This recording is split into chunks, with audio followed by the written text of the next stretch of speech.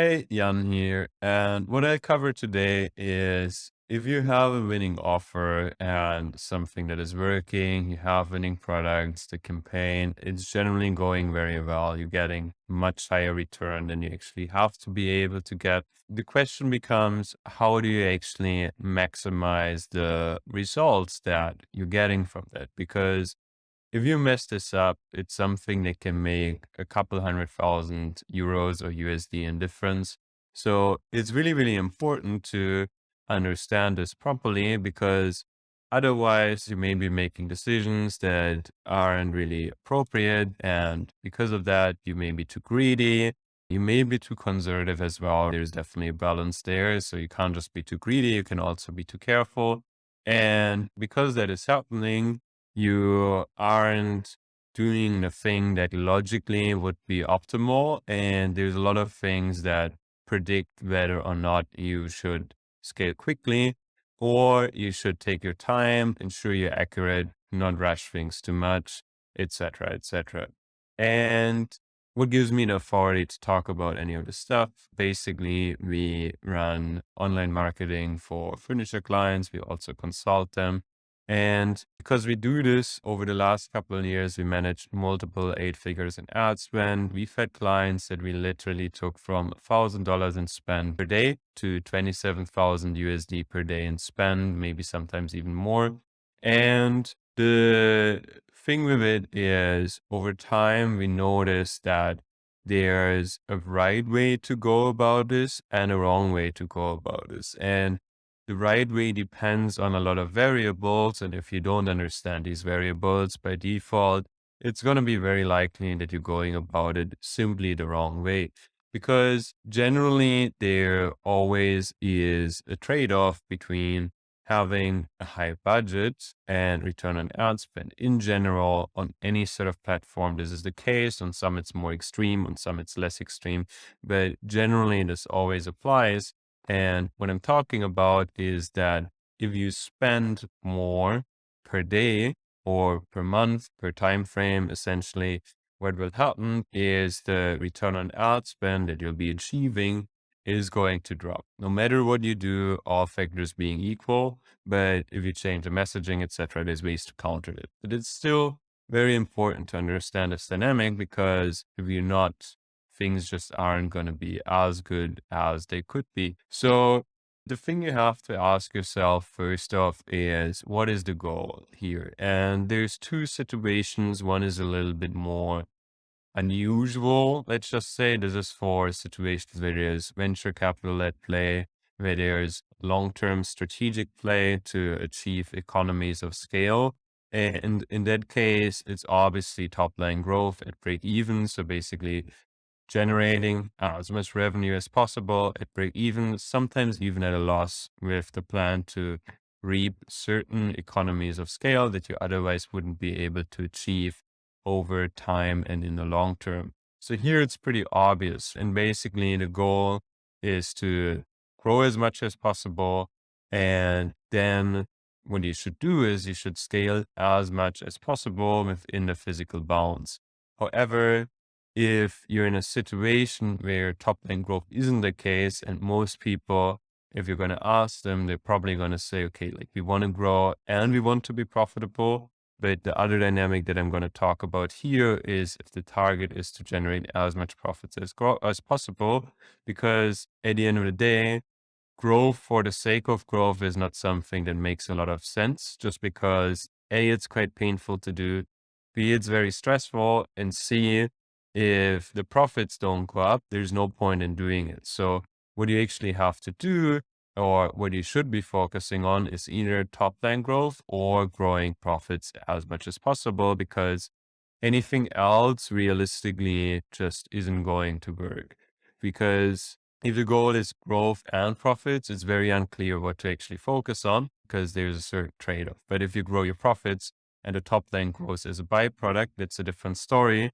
The main objective in this case is obviously to grow profits as well. So just a really important distinguishment here. And in my experience, it's not something that a lot of people intuitively understand, but once you think about this for a little bit, it's going to start to make sense. So The way to determine this in case you want to maximize profits is to look at, I think it's 8 variables or maybe 9 variables. I'm not 100% sure. But the first variable is how much of a mode there is. So what I mean by that is how hard what you're doing is to replicate. How hard is it for a competitor to replicate more or less exactly what you're doing and then have the same value proposition to customers and then start to compete with you. The less of a mode there is, the quicker you need to scale. We used to work way back in the day with some dropshipping clients. We don't work with dropshipping people anymore at all. But with these dropshipping clients, what we noticed was that we have to scale very, very quickly, because if you're not scaling quickly enough, the competition is going to come in because there's just no mode at all, because the product anyone can find on the internet and they can set up their own website within like a couple of days of work. If it's a person working on it full time and they have a rough idea of what they're doing, if they have a very good idea of what they're doing, it may even take as little as a day. And those people would be able to start competing with you. Now, in the furniture space, that's not always the case, right? Obviously, usually isn't, but it's still something to consider, because if what you're doing is fairly hard to replicate, you don't have to scale as aggressively and you can scale in a way that is a lot more control. However, if you expect the competition to copy things very quickly, those kind of things, it's just something where you have to be very quick with how fast you're scaling, and you may lose a little bit of accuracy with the decision making, and you may be scaling a bit quicker. You may be inefficient here and there, but overall the outcome is going to be better on average, because otherwise, once you have someone competing, or once you have multiple people competing with a very similar value proposition, you just are going to get much worse results than you otherwise would be getting. Another thing to ask yourself is how much cross sales you know will be happening, or you're very, very sure that will be happening from the winning campaign. So if the winning campaign is for one specific category, how much revenue do you expect to be coming from other categories on top of this? And once you have that, and once you have an understanding of it, you can tell, okay, it makes sense to scale a bit more aggressively, because I'm very sure that the cross sales, it is going to work out for sure. And it makes it very hard for a competitor to replicate as well. So that's just something to keep in mind too. And then how frequently people buy the product, how fast you can expand operations, how fast you can increase the quantities that you're having, how much cash flow you're having, how quick you can hire additional staff for support and maybe fulfillment, and how fast you can expand your marketing efforts. And the reason why these questions matter is because there's a trade-off, because you can scale fast or you can scale accurately for optimum profits. And scaling fast is something that makes sense when you know the competition is moving in very quickly. There's not much of a moat. There's a lot of cross sales that you can actually count on. There's a very high lifetime value that you can count on because people purchase on repeat. And you can expand operations and marketing efforts very fast and in a sustainable way. So that kind of is a situation where it makes sense to scale very quickly. The alternative is where the exact opposite is the case. And then you have to focus on scaling accurately, because you can get much better results like this. For example, in the pharma industry, they don't need to scale that fast. They obviously optimize how quickly they're scaling.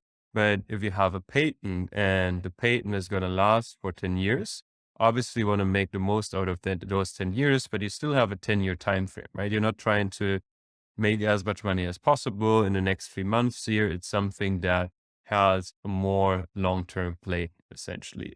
And in general, anything that is making things harder to replicate and matters for customers at the same time should be done. If it doesn't make sense, like if customers don't care about it, it doesn't make any sense to implement it.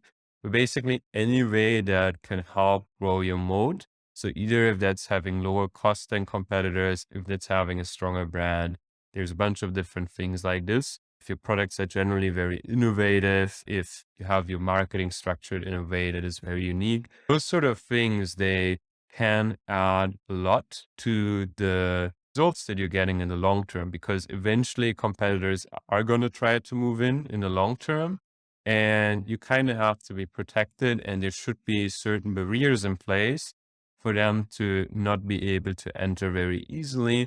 And the higher you can make those barriers and the harder you can make these obstacles to overcome for someone that wants to move into your market position, the better it is going to be in the long term. So it's not something that's going to pay off immediately, most likely, where you can see results immediately. Sometimes that's the case because if it matters a lot for customers and makes a very big difference, you're going to see a very strong impact immediately. But otherwise, in terms of just making things hard for competitors to come in, it's something you may not even see the results of direct because you're operating properly. And because you're operating properly, maybe competitors aren't even going to try to come in. Or if they could try to come in, they can't really get things to work and they're going to stop very quickly because it's clear for them that this is not actually worthwhile. So another thing is that whatever it is, fast scaling, slow scaling, making sure you're being as accurate as possible, because there's always a trade-off with this. You need someone who can retain control while scaling fast and is also able to add capacity quickly, or to someone who has the experience and understanding to ensure maximum accuracy to achieve the optimal outcomes for you, depending on what makes sense for your specific situation. And that can also assess your situation accurately and guide you on this. So if you're interested in learning more about these concepts, as well as implementing them in your company, we do offer online marketing services for the furniture space. We also offer consultancy services for the furniture space. So in case you're interested in that, just head over to furniture-scale.com and apply for a free consultation. Bye bye.